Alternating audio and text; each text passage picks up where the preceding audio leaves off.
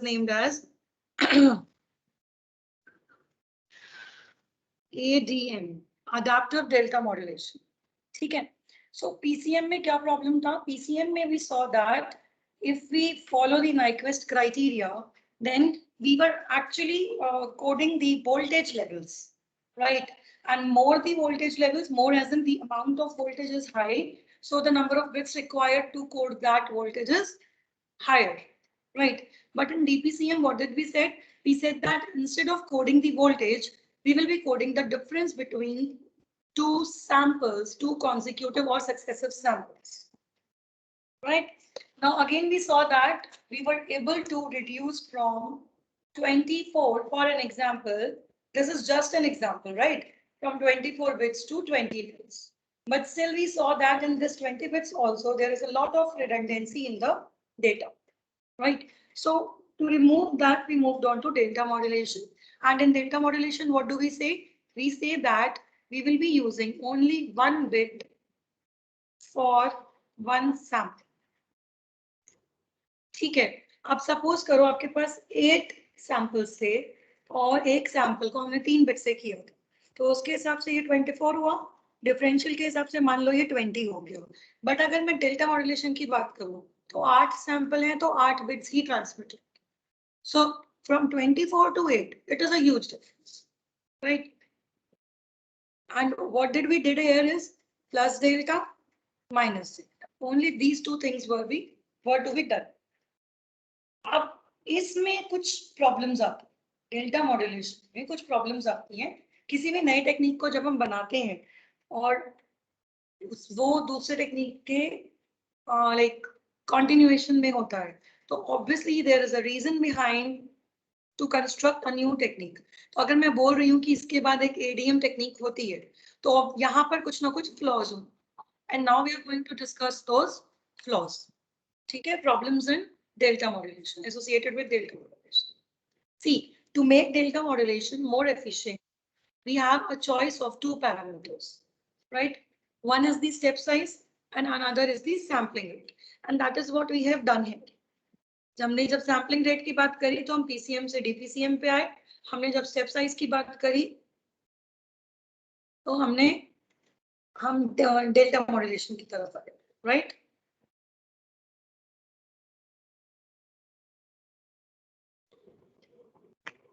Now, to account for the fastest change in the signal, both fs and delta must be increased. ठीक है. But increasing sampling rate will account for larger bandwidth. है ना. और वही है, मैंने अभी आपको ये चीज मैंने आपको बताई कि PCM में क्या हो रहा है, DPCM में क्या हो रहा है और डेल्टा मॉड्यूलेशन में क्या. ठीक है. अब देखो क्वांटाइजेशन एरर क्या होता है. क्वांटाइजेशन यहाँ पर आपके पास एक्चुअली DM में डेल्टा मॉड्यूलेशन में जो प्रॉब्लम आती है that is known as quantization error. Why? Because यहाँ पे हम एरर सिग्नल को क्वांटाइज कर रहे हैं और उसी को एनकोड कर रहे हैं. ठीक है. Now what is the problem that it faces is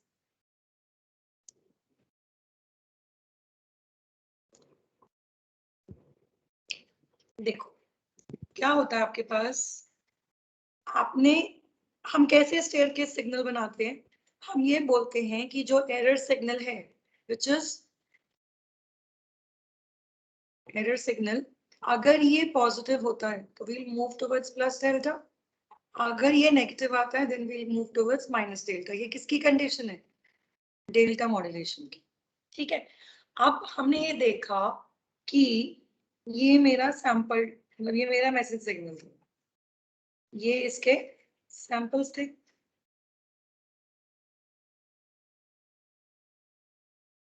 ठीक है. मान लो यहां से ऐसे. फाइन. तो हम यहां से शुरू करेंगे. अब हमारे पास एक कांस्टेंट स्टेप साइज है. Constant step size. ठीक है. अब ये कांस्टेंट स्टेप साइज क्या कर रहा है. देखो मैंने यहाँ से देखा ये ओरिजिन पे था, मैंने इस सैंपल को देखा, कंपेयर किया, I found that it is increasing. So I will go to the constant step size plus delta. ठीक है. अब फिर मैंने देखा फिर से इंक्रीज हो रहा है, मैंने होल्ड किया नेक्स्ट सैंपल तक, अगेन प्लस डेल्टा. फिर से इंक्रीज हुआ, होल्ड किया, अगेन प्लस डेल्टा. फिर से इंक्रीज हुआ, होल्ड किया, अगेन प्लस डेल्टा. फिर से इंक्रीज हुआ, मैंने होल्ड किया, फिर से प्लस डेल्टा, ठीक है, अभी भी इंक्रीज ही हुआ है, plus delta, then minus minus minus minus minus, ठीक है। अब देखो इस एग्जांपल में what have I tried to show you that if this signal, this staircase signal is the quantized value, ठीक है, तो मैं इसी को कोड करूंगी 1010 की फॉर्म में, ठीक है। बाइनरी डेटा में कोई फर्क नहीं पड़ेगा, लेकिन फर्क कहाँ पड़ेगा, जब मैं बाइनरी से वापस इस क्वांटाइज्ड वैल्यू को निकालूंगी, दिस इज EQNTS, जब मैं 1010 वाले डेटा से रिसीवर साइड पे EQNTS रिट्रीव करूंगी, तो मैं जो मैसेज सिग्नल बनाऊंगी उसको लो पास फिल्टर से पास करके वो कुछ ऐसा हो, ठीक है। And if I see then there is a huge difference in the original signal and the signal that I retrieved, and that is what is quantization error, ठीक है। समझ में आया what is quantization error? I told you that अगर मेरा signal का जो staircase output है वो इस तरीके से आता है, अगर, then the problem that I'll face is known as quantization error. And these quantization errors are of two types. See, increasing step size account for increase in quantization error. Increase in sampling frequency account for increase in bandwidth. ये बात हमने आपको बता दी, ठीक है। अब क्या हो रहा है, स्टेप साइज का रॉन्ग साइज, अगर स्टेप साइज का साइज प्रॉपर तरीके से सिलेक्ट नहीं किया जाता है, then it will introduce two problems, and those problems are named as slope overload and granulars, ठीक है। When we talk about delta modulation, then we actually don't talk about increasing the frequency sampling frequency, sorry, ठीक है। Here we will only talk about deciding the step size, and if the step size decided is wrong, like in this example that I showed you, this one, that I picked the step size of this width, ठीक है। अब ये एक गलत decision था, I must have picked it till here, अगर मैं यहाँ तक पिक करती तो मेरा शायद आउटपुट ठीक आता, but just because I have picked it till here, so this is a problem for me, and whenever this type of problem occurs, that problem is named into two, that problem is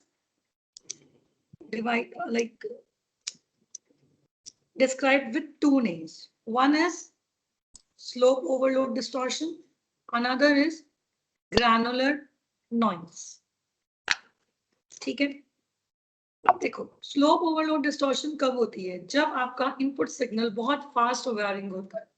fast varying मतलब linearly increase हो रहा है, gradually increase हो रहा है, धीरे धीरे नहीं जा रहा, एकदम से इंक्रीज हो गया, जैसे कि I'll show you just a second.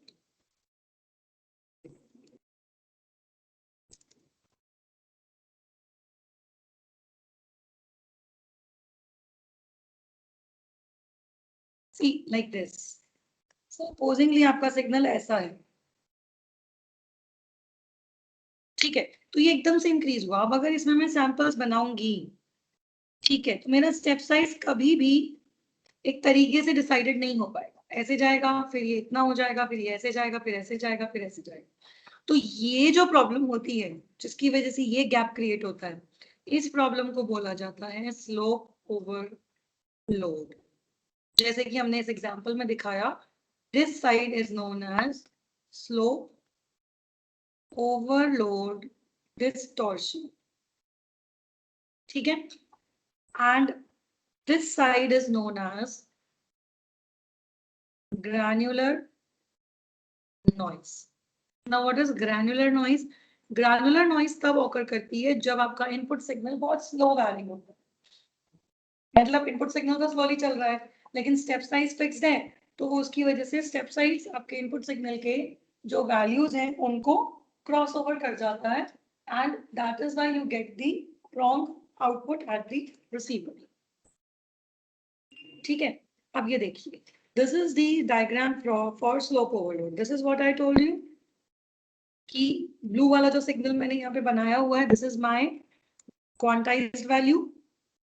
जो black signal है जिस पे क्रॉस लगे हुए हैं, these are the sampled values, this is the input signal, and because of this blue quantized value हमने जो ये generate किया, this is my demodulated signal, which is quite different from the original signal. And it is only same at this particular point, otherwise it is different. Okay, so when step size is small, slope overload distortion occurs. The envelope of the staircase approximated signal will be far behind the envelope of the original signal.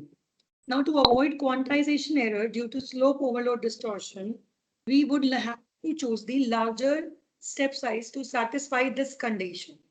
And to choose the step size, the condition is that step size upon sampling time should be greater than equals to maximum value of dxt by dt.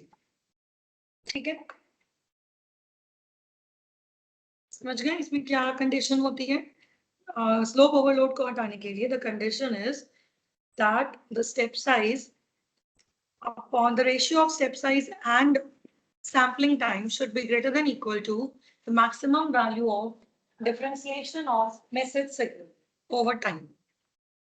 ठीक है, so to avoid the slope overload distortion, we should have larger slope of staircase compared to the maximum slope of original signal. उससे भी ज़्यादा. ठीक है, so this is slope overload problem and this is how we overcome it. Now comes the granular noise. See, granular noise is when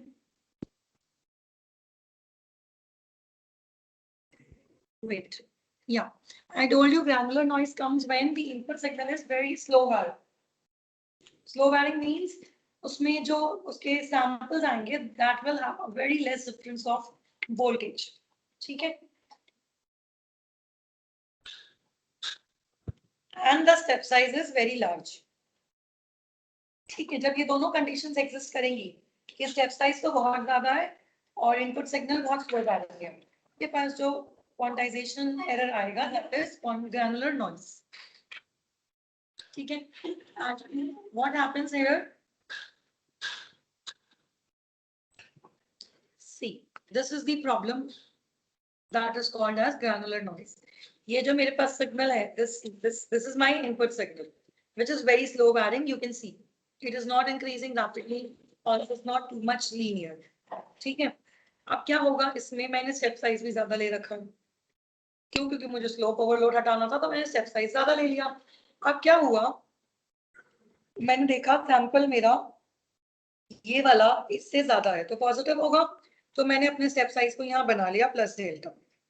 ठीक है, फिर मैंने देखा कि ये वाला कम है तो मैं आ गई माइनस डेल्टा पे, फिर देखा ये प्लस हो गया, फिर माइनस, फिर प्लस, फिर माइनस, फिर प्लस. ठीक है, अब यहाँ पे क्या होगा, इसमें हमें ऑल्टरनेटिंग प्लस डेल और माइनस डेल के आउटपुट्स मिलेंगे हमेशा. क्यों? क्योंकि सिग्नल इतना स्लो वायरिंग है कि एक बार तो आपको वोल्टेज ज्यादा लगेगी, एक बार कम लगेगी. ठीक है, so to reduce the granular noise, the step size has to be reduced. Fine. Now solution to decrease the step size. Solution is to decrease the step size. अब आप बोलेंगे कि भाई मैम ने बोला कि पहले तो स्लोप ओवरलोड आया, तो आपने कहा स्टेप साइज को बढ़ा दो, अब ग्रैनुलर नॉइज आ रही है तो आपने बोला स्टेप साइज को घटाओ. भाई अब हमें कैसे पता चलेगा क्या करना है ना? क्योंकि जो आपका इनपुट सिग्नल है वो तो कुछ भी हो सकता है. एक ही सिग्नल में ऐसा भी हो सकता है कि एक बार तो वो रैपिडली इंक्रीज हो रहा हो और एक बार वो स्लोली डिक्रीज हो रहा हो, स्लो वैरिंग हो जाए. इनपुट सिग्नल का तो कोई पैटर्न नहीं है ना, राइट? तो इन सारी प्रॉब्लम्स को डील करने के लिए इसके बाद जो मैंने टेक्निक का नाम लिया था adaptive delta modulation, that comes into the picture. ठीक है, वो as per the input signal इस तरीके के प्रेडिक्शन फिल्टर्स यूज करता है कि उसको पहले से ही पता चल जाए कि अब जो इनपुट सिग्नल आने वाला है वो स्लो वैरिंग होगा या फिर रैपिडली इंक्रीज हो रहा होगा. अगर वो रैपिडली इंक्रीज हो रहा होगा तो वहां पे आप अपने स्टेप साइज को ज्यादा कर दोगे, और अगर वो स्लोली डिक्रीज हो रहा होगा, स्लोली वैरी कर रहा होगा, तो आप वहां पे अपने स्टेप साइज को कम कर दो. ठीक है, तो इसीलिए उसको नाम दिया जाता है अडैप्टिव डेल्टा मॉड्यूलेशन. ठीक, adaptive मतलब step size will be adaptive as per the requirement of the input signal. ठीक है, and the quantization that you achieve in adaptive data modulation, that quantization is non-uniform quantization. I told you there are two types of quantization, uniform and non-uniform. Uniform quantization में मैंने आपको बताया था step size constant होता है and it is of two types, mid trade and mid rise. But non-uniform में मैंने आपको बताया था step size constant नहीं होता है, it may vary. ठीक है, so whenever we are varying step size, that quantization is non-uniform. And that technique is known as adaptive delta modulation. So slope overload distortion occurs due to the input signal having large variations. Granular noise occurs for the input signal with slow variations. Solution is the adaptive delta modulation technique in which we have adaptive delta step size. ठीक है, कोई fixed step size नहीं होता है उसमें.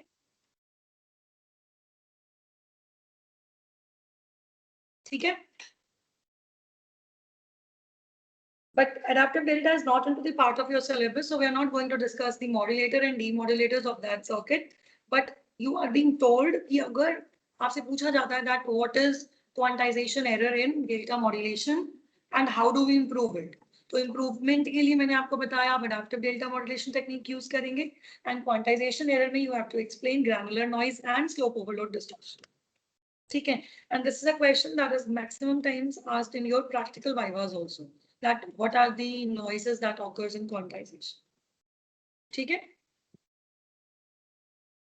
अब adaptive delta कैसे काम करता है? Adaptive delta कहता है कि भाई कोई fixed step size नहीं होगा, तो अगर इस तरीके का सीक्वेंस आ रहा है minus plus minus plus minus plus मतलब 0 1 0 1 0 1 ऐसा कुछ आ रहा है, तो सिस्टम को अपने आप समझ में आ जाएगा कि भाई ये तो ग्रैनुलर नॉइस ऑकर कर गई है, तो स्टेप साइज को कम कर दो, तो ये प्रॉब्लम आना बंद हो जाएगी. और अगर ऐसा होता है कि लगातार 1 1 1 1 1 1 लगातार 0 0 0 0 0, इसका मतलब है सिस्टम को पता चल जाएगा कि स्लोप ओवरलोड हो रहा है, तो भैया इंक्रीज कर दो स्टेप साइज को ताकि आपके इनपुट सिग्नल में वेरिएशन आ सके. Clear? Now the next topic here is bandwidth in PCM system. This we already have done. Quantization, noise in PCM. देखो दो तरीके की quantization error आपने यहाँ सुने हैं, एक तो डेल्टा मॉड्यूलेशन में और एक PCM सिस्टम में. ठीक है, सो प्लीज कंफ्यूज मत होना. PCM सिस्टम में पूछा जाएगा तो आपको ये वाला क्वांटाइजेशन एरर बताना है जिसका नॉइज पावर आता है del square by 12. ठीक है, और दूसरा आपको बताना है, अगर दूसरा पूछा जाता है तो आपको बताना होगा granular noise and slope overload. ठीक है, so this is all about DPCM, PCM and delta modulation. ठीक है, now I'll show you the syllabus.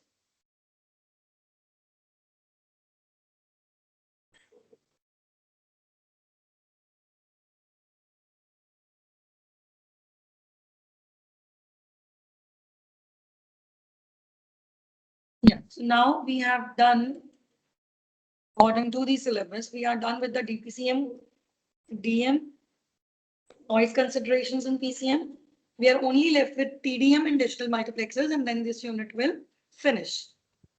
ठीक है, तो अभी हम TDM करेंगे आज और digital multiplexers हम next class में करेंगे. After which we'll start unit number 5, that is digital modulation schemes. And at the end we'll do unit number 3. ठीक है, so just a minute.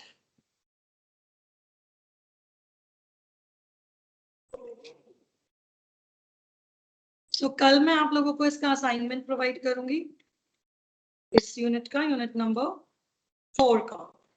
ठीक है, इसका assignment I will be giving you, that will be assignment number 3 and वही 1 week का time मिलेगा आपको उसको सबमिट करने के. अच्छा, इस यूनिट में there are no numericals, generally there are no numericals. Still, I will check out if I find some questions related to the numerical part. Just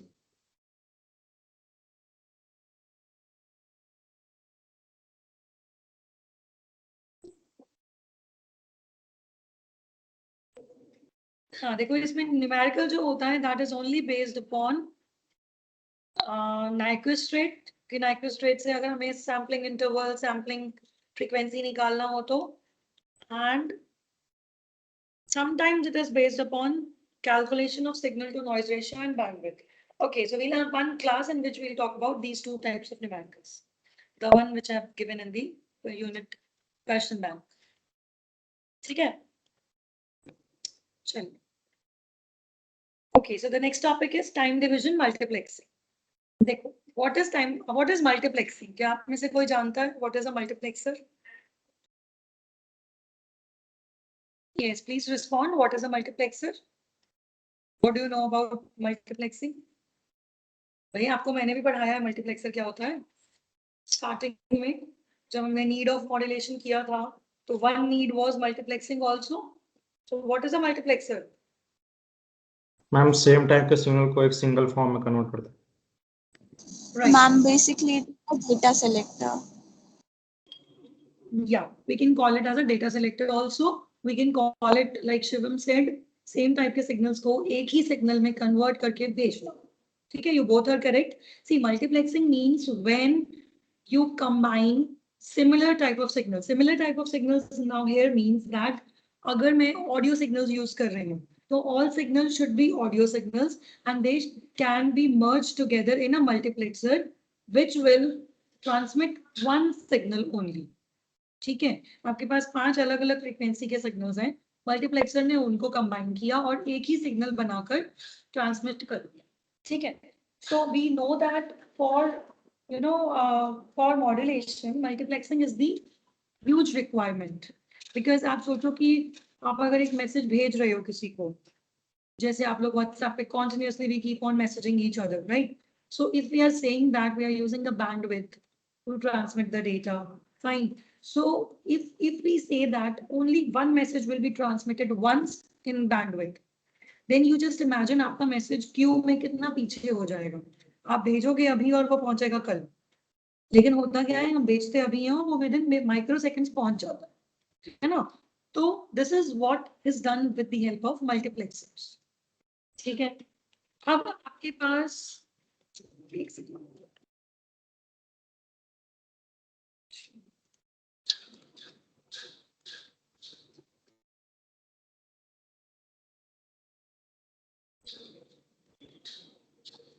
ठीक है, now we have two types of multiplexing. एक होता है frequency division multiplexing, एक होता है time division multiplexing. ठीक है, अब ये कैसे होता है समझते हैं.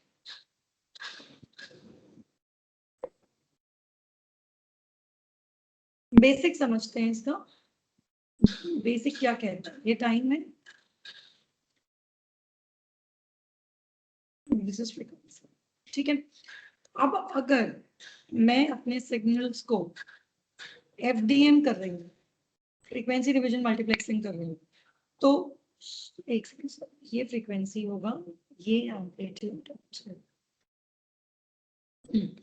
जब मैं एफडीएम करती हूँ और मानो मेरे पास 5 यूजर्स हैं, ठीक है, तो फ्रीक्वेंसी डिवीजन मल्टीप्लेक्सिंग कहता है कि मैं अपने बैंड को, फ्रीक्वेंसी बैंड को, बैंडविड्थ को user 1, user 2, user 3, user 4, user 5 के बीच में दे दूं. ठीक है, मानो अगर ये 10 किलोहर्ट्ज तक की फ्रीक्वेंसी थी तो मैंने हर यूजर को 2-2 किलोहर्ट्ज की फ्रीक्वेंसी बैंड दे दी. 1 से 2, 0 से 2 एक को दिया, 2 से 4 एक को दिया, 4 से 6 एक को दिया, 6 से 8 एक को दिया, 8 से 10 दूसरे को, लास्ट वाले को दिया. अब क्या होगा, हर यूजर के पास पूरा टाइम, मतलब उसके पास पूरे टाइम के लिए वो ट्रांसमिट कर सकता है, लेकिन सिर्फ अपने ही बैंड. अगर उसने अपने बैंड की 2 किलोहर्ट्ज की फ्रीक्वेंसी को खत्म कर दिया तो फिर वो अपना सिग्नल नहीं भेज सकता. ठीक है, या फिर इसका उल्टा भी हो सकता है कि उसके पास 2 किलोहर्ट्ज भेजने का डेटा ही नहीं था, उसका डेटा तो आधे किलोहर्ट्ज में समा गया, है ना. तो यहाँ पे ये होती है फ्रीक्वेंसी डिवीजन मल्टीप्लेक्सिंग कि मैंने अपने बैंड को डिवाइड कर दिया 5 अलग अलग यूजर्स में. अब सारे यूजर्स पूरे टाइम के लिए ट्रांसमिट कर सकते हैं, लेकिन अपने अपने बैंड में. टाइम डिवीजन मल्टीप्लेक्सिंग क्या कहता है कि मैं टाइम के स्लॉट्स दूं, बैंड सबके पास पूरा हो, सब पूरे के पूरे 10 किलोहर्ट्ज के बैंड को यूज कर सकते हैं, लेकिन यूजर 1 2 सेकंड के लिए करेंगे, यूजर 2 अगले 2 सेकंड के लिए, यूजर 3 अगले 2 सेकंड, यूजर 4 अगले, यूजर 5, मतलब यूजर 1 ने 2 सेकंड के लिए ट्रांसमिट किया, फिर उसको रुकना पड़ेगा चाहे उसका डेटा कितना भी बड़ा हो। फिर यूजर 2 करेगा ट्रांसमिट 2 सेकंड के लिए, फिर उसको भी रुकना पड़ेगा। यूजर 3 करेगा, उसको भी रुकना पड़ेगा। यूजर 4, मतलब अगर आपके पास डेटा ज्यादा है तो you will have to send your data into parts and parcels. ठीक है, so this is the basic of these two techniques, time division multiplexing and frequency division multiplexing. ठीक है, in your syllabus you have to study about time division multiplexing. तो अब देखिए the sampled PAM waveform which is called as flat top sampled wave is off for most of the times. ठीक है, of होता है वो। During the off period the channel can be used to transmit sample of other waveforms. ठीक है, and the concept of interleaving samples from several signals into a single waveform is called as time division multiplexing. देखो यहाँ ये क्या बोल रहे हैं समझते। इन्होंने बोला कि ये मेरा पैम सिग्नल, ठीक है, अब मेरा पैम सिग्नल कुछ टाइम के लिए ऑफ होता है और इस ऑफ टाइम में कोई भी डेटा ट्रांसमिट नहीं हो, खाली पड़ा है बैंड। तो क्या मैं ये ऑफ टाइम यूज कर सकती हूँ किसी और बैंड के सिग्नल को भेजने के लिए?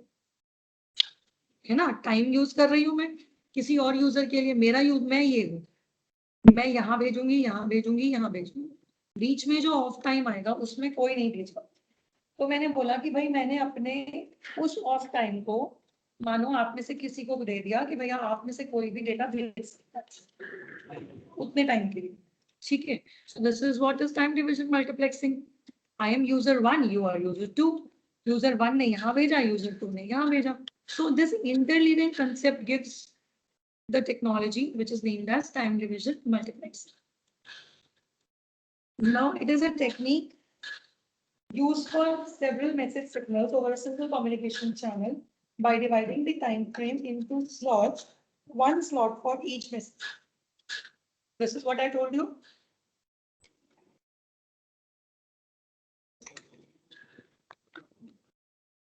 Now here we have explained the TDM PAM transmitter, time division multiplexing by using PAM.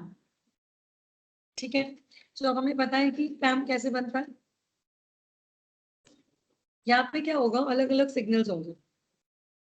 Multiplexing है तो बहुत सारे सिग्नल्स चाहिए। फिर उसके बाद हर सिग्नल को एक लो पास फिल्टर से पास किया जाएगा। लो पास फिल्टर क्या कर रहा है यहाँ पे? लो पास फिल्टर आपका जो भी मानो आपके सिग्नल में, लो पास फिल्टर क्या होता है, ऐसा होता है आइडियली और ऐसा होता है प्रैक्टिकली। तो उसके कहने का मतलब ये है कि भाई जितनी फ्रीक्वेंसीज इस फिल्टर के अक्रॉस होती हैं सिर्फ उतनी ही पास होंगी। अगर कोई भी एक्स्ट्रा इधर उधर की फ्रीक्वेंसी या इधर उधर का इंफॉर्मेशन आपके डेटा में आ गया है तो वो उसको ब्लॉक कर देगा। यानी कि यहाँ पे बिल्कुल क्लीन डेटा जाएगा, बिल्कुल ही क्लीन डेटा। ठीक है, मैसेज सिग्नल का। अब there is a device which is called as commutator. ये एक इलेक्ट्रोमैकेनिकल डिवाइस होता है।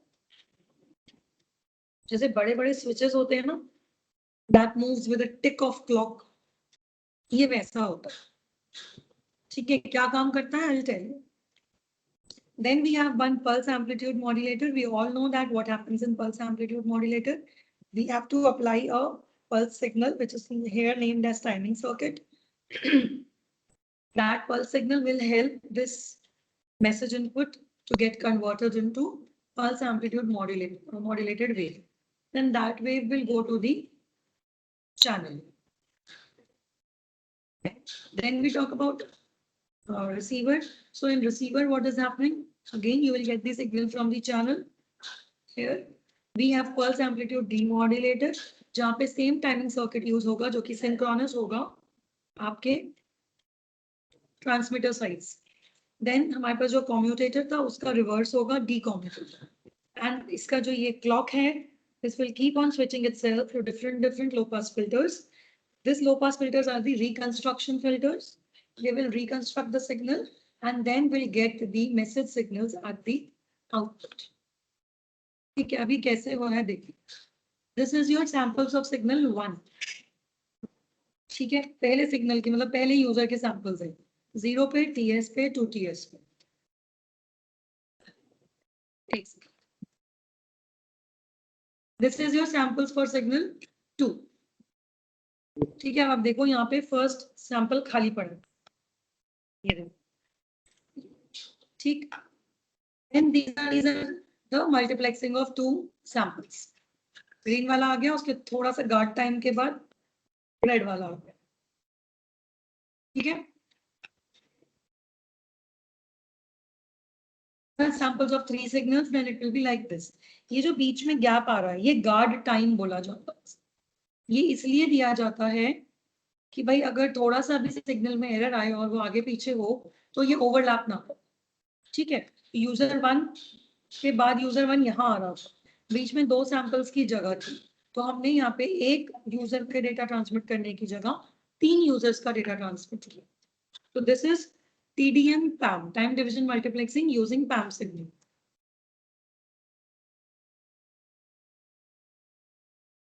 सिमिलर बात है ना। What is commutator?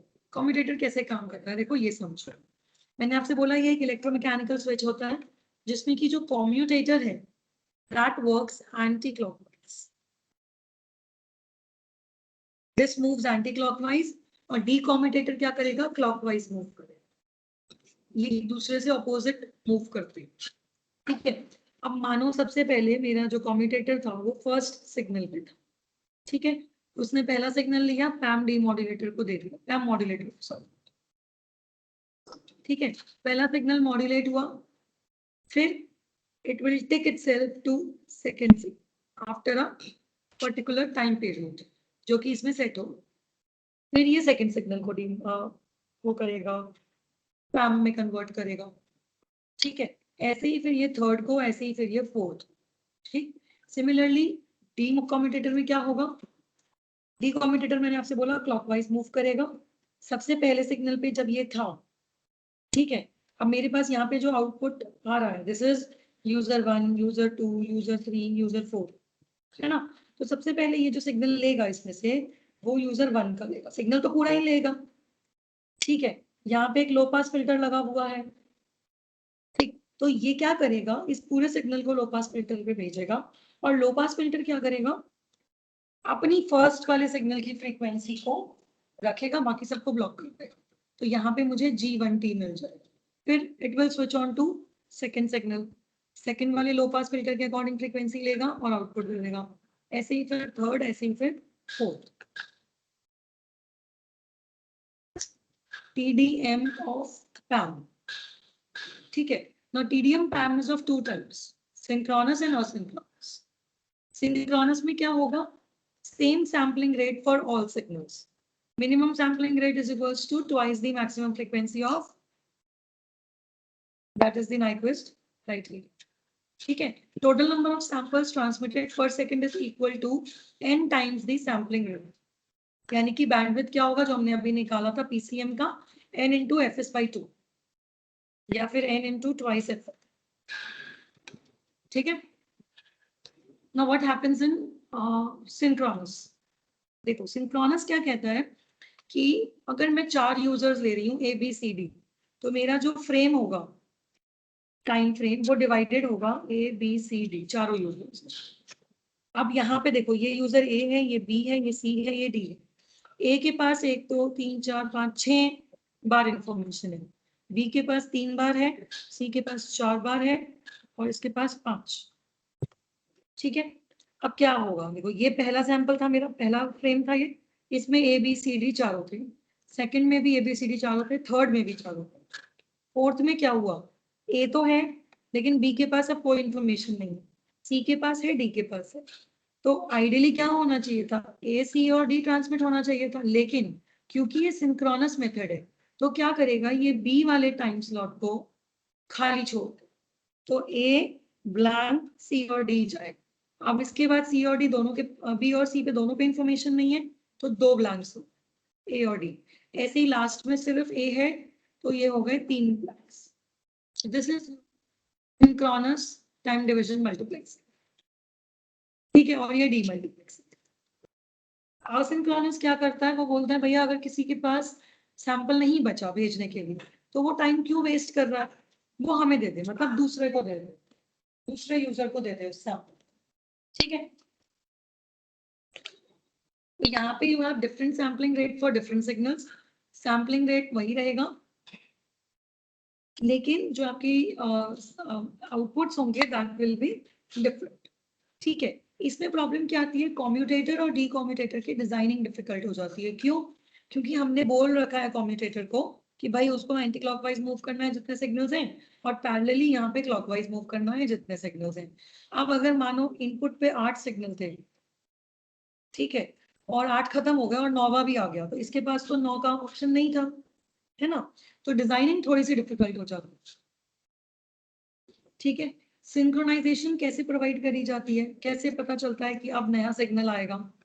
ये एक पूरा फ्रेम होता है जिसमें x1 x2 x3 होता है, और एक जितने भी आपके पास पैम आउटपुट्स आते हैं उन सबके एम्पलीट्यूड्स को जोड़कर एक एम्पलीट्यूड बना दिया जाता है, और उसके ऊपर एक मैक्सिमम पल्स बना दी जाती है, मतलब एक मैक्सिमम थ्रेशोल्ड लाइन खींच दी जाती है, और फिर एक मार्कर पल्स इंट्रोड्यूस करी जाती है जो कि थ्रेशोल्ड से ऊपर होती है। ये मतलब क्या है इस बात का, कैसे पता चलेगा यूजर को या रिसीवर को कि ये डी के बाद अब ए आ रहा है, इस मार्कर पल्स की हेल्प से, ठीक है। क्यों? क्योंकि ए बी सी डी के सैंपल्स जो होंगे वो इस लाइन के नीचे होंगे और मार्कर पल्स इस लाइन के ऊपर होगी। तो जैसे ही ये आएगी रिसीवर को बाय डिफॉल्ट पता चल जाएगा कि हाँ भाई अब आपको नया फ्रेम मिलने वाला है, यानी कि it is going to repeat its. Clear? चलिए, so this is all about your unit number 4। 2D maths हमने यूनिट नंबर 4 खत्म कर दी है यहाँ पे, एंड कल हम लोग कोशिश करेंगे थोड़े से न्यूमेरिकल्स देखें अगर टाइम लगा तो, ठीक है। चलिए, अभी आज हम अटेंडेंस का टाइम नहीं बचा है, so I am downloading the attendance and I'll be applying that attendance with the help of the list I have downloaded. Now you all can go to your next class. Thank you so much.